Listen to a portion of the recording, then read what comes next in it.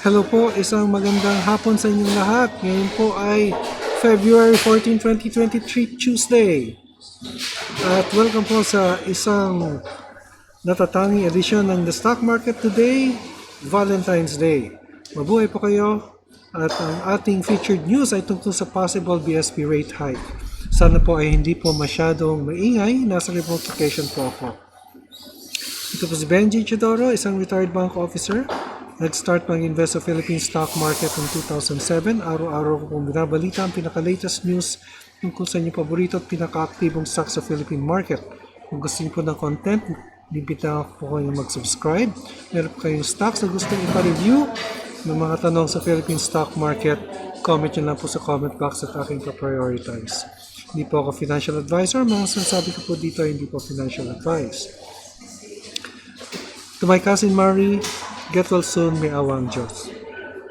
Huwag kayong alis dahil babahagi sa inyo ang ating financial headlines at ang resulta ng trading sa ating PSE ngayong araw, January 14, 2023, dito lamang sa The Stock Market Today. Okay, ang ating financial headlines ay matatagpuan po sa video securities. Moody's says BSP may raise key rates to 6%. Ito po ang ating main news. BTR partially awards T-bills at higher rates. Vehicle sales up 42% year-on-year in January. AP to lead Philippines-Japan Consortium on exploration of RE innovations. Ito yung renewable energy. CNPF brings unmeat to Walnut stores. And then Glow receives 8.6 billion for tower sold to Phil Tower. So tignan po natin ang mga stocks na ito later on. At in the meantime, let's go to our main news. Ito po yung possible key rate hike from the BSP to 6% at 50 basis points rate hike. In a report, Moody's Analytics said the BSP is expected to be aggressive in tackling inflation early this year by hiking key policy rates by 50 basis points to 6% on February 16. Odds are high that the monetary policy tightening cycle will run longer in the Philippines than elsewhere in Asia, given stubbornly elevated inflation. Moody Analytics noted inflation surged to a fresh 14% high of 8.7% in January versus 8.1% in December. BSP Governor Felipe Medalla earlier said that the central bank is ready to adjust policy stance as necessary to keep further second-round effects at bay and prevent inflation expectation from becoming disanchored. So yan po, napipintong mataas na rate, higher than expected rate hike, which will be used to arrest inflation. In the meantime, let's read some of your comments. Sabi po ni Cyborg, I'm first to like, salamat, salamat Cyborg sa pag-share mo ng inyong knowledge at experience as a stock trader. Bakit po bumaba si TEL?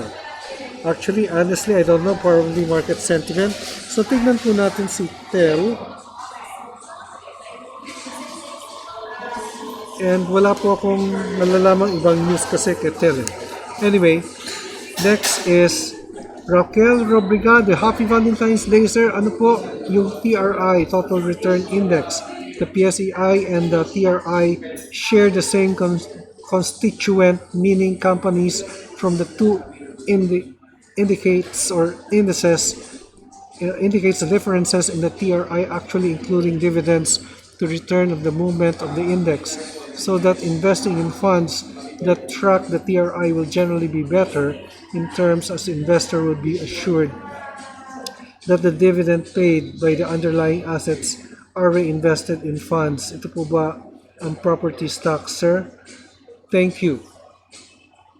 Hindi ko malaman kung ano yung sinasabi mo dito ang property stocks, no? But TRI, actually, honestly, Raquel, first time ko marinig ang TRI. Okay? Pero I did some research also and I came up with this, TRI kasi is aside from the prices in the index, sinasama po niya yung earnings plus the dividends, ano? So let's take a look at this. I think I have something here. Ito po yung TRI, PSE TRI. Galing po ito sa BSP or PSE website, ano? So, ito po yung FAQ niya. What is the difference between the PSEI and the PSEI Total Return Index? So sabi niya dito, investors benefit from stocks through two main sources, stock price appreciation and dividends. When reinvested over time, dividends can make a significant difference in an investor return. The PSEI as a price index focuses on capital gains or losses brought about by price movements. So, yung PSEI considers only capital appreciation. It measures relative changes in the free float adjusted market capitalization of the 30 largest and most active common stocks listed in PSE. Meanwhile, the PSEI TRI is computed on a total return basis. The PSEI TRI covers both price performance and income from dividend payments by reinvesting cash dividends according to their respective market capitalization weighings. This provides investors with an alternative way of viewing index returns as if cash dividends receive are reinvested back to the index. Actually, you can use both, ano? But essentially, the difference lang is that pinapasok po sa TRI yung gains actually yung income from dividend payments, no? So kung makikita niyo po yung TRI versus PSEI, yung TRI po yung orange, yung PSEI po yung blue. So it just follows the same pattern, no? Mas mataas nga lang because nandyan po yung naka-impute po dyan yung dividends eh. But yung PSEI as capital appreciation, yung color blue, so mas mababa lang po siya. Ganun lang po yun. So you can look at it that way. But in general, economists doesn't look at the TRI. It looks at the PSEI in terms of capital appreciation. At yan po yung tinitignan ng karamihan. Yan po. At kasama na po ako doon. So you can look at the TRI and the PSEI as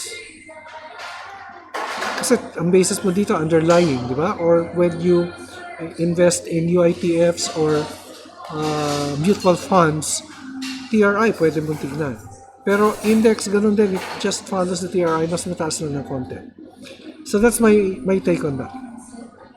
Okay, so let's now go to the most active stocks. Tingnan muna natin ang index. Bumaba po siya 47.52 or 0.69%. And nagko-cross over na po yung short-term indicator and the blue indicator, yung medium term, is about to cross. So, it looks like it's turning bearish na yung index on the short term and with the blue line already about to cross. Ngayon po, market activity, 103 companies declined, 84 advanced, while 43 remained unchanged. The all-share index declined by 0.31%. All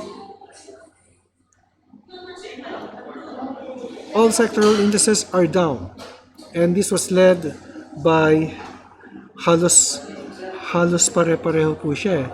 Properties 0.93, wala po nag-exceed ng 1%. So, yun po, halos pantay-pantay po ang baba. Ang most active stock po ay Metro Pacific, followed by SM and BDO. Metro Pacific is up 3.41%. So tignan po natin si Metro Pacific.